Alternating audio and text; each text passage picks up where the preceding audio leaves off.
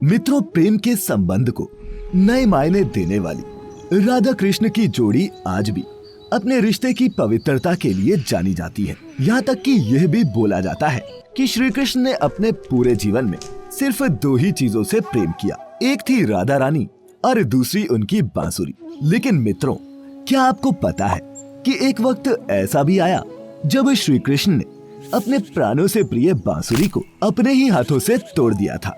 आखिर क्या था इसके पीछे का कारण, जानेंगे मिलकर आज की इस वीडियो में। नमस्कार और स्वागत है आपका द डिवाइन टेल्स पर एक बार फिर। लेकिन मित्रों, इससे पहले आज की वीडियो शुरू करें, एक जरूरी सूचना। द डिवाइन टेल्स परिवार अब आपके लिए लेकर आया है Amazon पर द डिवाइन टेल्स स्टोर, जहां से आप पूजा अर्चना की सामग्री, यंत्र, मालाएं और देवी देवताओं के फोटो फ्रेम जैसी वस्तुएं वाजिब कीमत पर खरीद सकते हैं। 20% एक्स्ट्रा डिस्काउंट के लिए आप जा सकते हैं shop.thedivinetales.com पर। कूपन कोड आपको नीचे डिस्क्रिप्शन में मिल जाएगा, तो आज ही विजिट करें नीचे दिए हुए लिंक पर और घर बैठे बैठे मन की शांति पाएं। अब लौटते हैं हमारे विषय पर। मित्रों, महाभारत की कथा में भगवान श्री कृष्ण सबसे मजबूत पात्र के तौर पर नजर आते हैं, लेकिन अगर गौर से देखा जाए तो उन्हें इसके लिए बहुत बड़ी कुर्बानी देनी पड़ी और हर उस चीज को त्यागना पड़ा जिससे वे सबसे अधिक प्रेम करते थे, फिर चाहे वो राधा हो या फिर उनकी बांसुरी। मित्रों, हमारे अलग अलग धर्म ग्रंथों में इनकी जोड़ी को आत्मा से परमात्मा के मिलन का दर्जा दिया गया है। देखा जाए तो दोनों ने ही अपने अंतिम श्वास तक दिल से सिर्फ एक दूसरे को ही चाहा। जिनके प्रेम की साक्षी बनी नंद गोपाल की वो बांसुरी, जिसकी एक तान पर पूरा गोकुल मंत्रमुग्ध हो जाता था। मित्रों, वास्तव में श्री कृष्ण ने जब भी उस बांसुरी को अपने हाथों में लिया, उसे सिर्फ राधा के लिए बजाया। दोनों आनंदमय जीवन व्यतीत करते थे, लेकिन नियति को कुछ और ही मंजूर था और दोनों का विवाह कभी नहीं हो सका। परिस्थितियों के इस तरह मोड़ लेने पर भी श्री कृष्ण ने उस बांसुरी को सदैव अपने साथ राधा के प्रेम के प्रतीक के तौर पर रखा।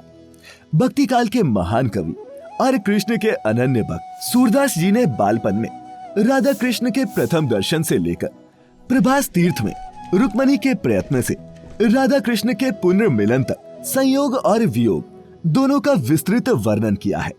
श्रीमद् भागवत गीता में मिले एक प्रसंग के अनुसार भगवान कृष्ण से राधा पहली बार तब अलग हुई जब मामा कंस ने बलराम और कृष्ण को आमंत्रित किया। आमंत्रण का पता चलते ही कृष्ण से जुड़े स्नेह के कारण संपूर्ण वृंदावन वियोग में डूब गया। लेकिन कोई ऐसा भी था जिसको इस खबर का सबसे ज्यादा प्रभाव पड़ा।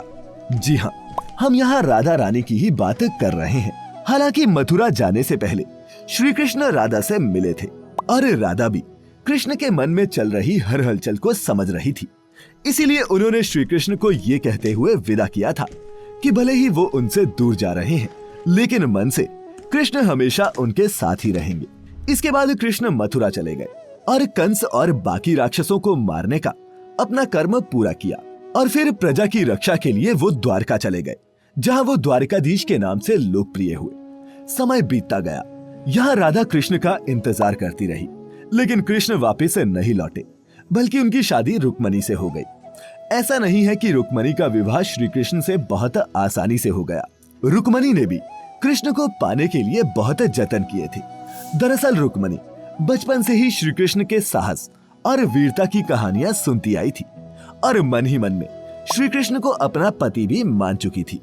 कृष्ण भी उनसे विवाह की इच्छा रखते थे, लेकिन उनके विवाह के लिए इतने जतन इसलिए करने पड़े क्योंकि रुक्मणी विदर्भ के राजा भीष्मक की पुत्री थी और रुक्मणी के पिता और भाई दोनों का ही संबंध जरासंध, कंस और शिशुपाल से था। इस कारण वे कृष्ण से रुक्मणी का विवाह कदापि नहीं करवाना चाहते थे। इसीलिए उन्होंने राजनीतिक संबंधों को ध्यान में रखते हुए रुक्मणी का विवाह शिशुपाल से तय भी कर दिया था। इस बात का पता चलते ही रुक्मणी ने एक प्रेम पत्र लिखा और उसे ब्राह्मण कन्या सुनंदा के हाथों श्री कृष्ण के पास भिजवा दिया। कृष्ण को जब रुक्मणी का ये प्रेम पत्र मिला तो उसे पढ़कर वो समझ गए कि रुक्मणी संकट में है। उन्हें इस संकट से निकालने के लिए श्री कृष्ण ने अपने भाई बलराम के साथ मिलकर एक योजना बनाई और जब शिशुपाल बारात लेकर रुक्मणी जी के द्वार पर आए तो कृष्ण ने रुक्मणी जी का अपहरण कर लिया। रुक्मणी के अपहरण के बाद श्री कृष्ण ने अपना शंख बजाया, जिसे सुनकर रुक्मी, शिशुपाल और सभी बाराती हैरान रह गए कि यहाँ अचानक से श्री कृष्ण कैसे आ गए। वो भी ये सोच ही रहे थे कि इस बीच उन्हें सूचना मिली कि कृष्ण ने रुक्मणी का अपहरण कर लिया है।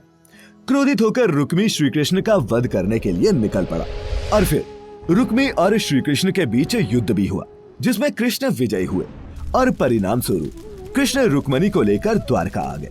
और फिर द्वारका में कृष्ण और रुक्मणी के विवाह की भव्य तैयारियां हुई, जिसके बाद विवाह संपन्न हुआ।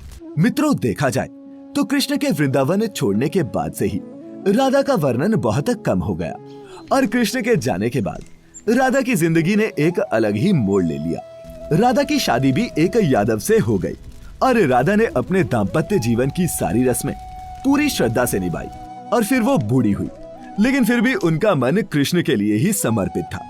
सरल शब्दों में कहें तो यहाँ एक तरफ राधा ने पत्नी के तौर पर अपने सारे कर्तव्य पूरे किए, तो वहीं दूसरी तरफ कृष्ण ने भी अपने दैवीय कर्तव्य निभाए और इन दोनों ने ही अपनी खुशियों से पहले अपने कर्तव्यों को प्राथमिकता दी। सारे कर्तव्यों से मुक्त होने के बाद जब राधा आखिरी बार अपने प्रियतम श्री कृष्ण से मिलने द्वारिका गई, वहां पहुंचने पर उन्हें कृष्ण का रुक्मणी और सत्यभामा से विवाह के बारे में पता चला, लेकिन इसके बावजूद वह दुखी नहीं हुई और कृष्ण से मिलने का फैसला किया। जब कृष्ण ने राधा को देखा तो वह बहुत प्रसन्न हुए और काफी देर तक दोनों के बीच संकेतों की भाषा में बातें चलती रही।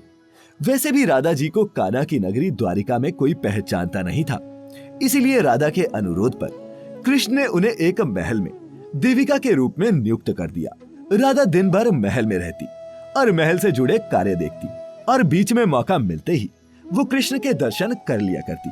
परंतु महल में राधा श्री कृष्ण के साथ पहले की तरह का आध्यात्मिक जुड़ाव महसूस नहीं कर पा रही थी, इसीलिए राधा ने महल से दूर जाना तय किया और सोचा कि वह दूर जाकर दोबारा से श्री कृष्ण के साथ गहरा आत्मीय संबंध स्थापित करेगी। लेकिन उन्हें ये नहीं पता था कि वो जा कहां रही हैं, किंतु भगवान श्री कृष्ण को इसके बारे में पूरी जानकारी थी। धीरे धीरे समय बीतता गया और राधा बिल्कुल अकेली और कमजोर हो गई। उस वक्त उन्हें भगवान श्री कृष्ण की आवश्यकता पड़ी और ऐसे वक्त में भगवान कृष्ण उनके सामने आए भी।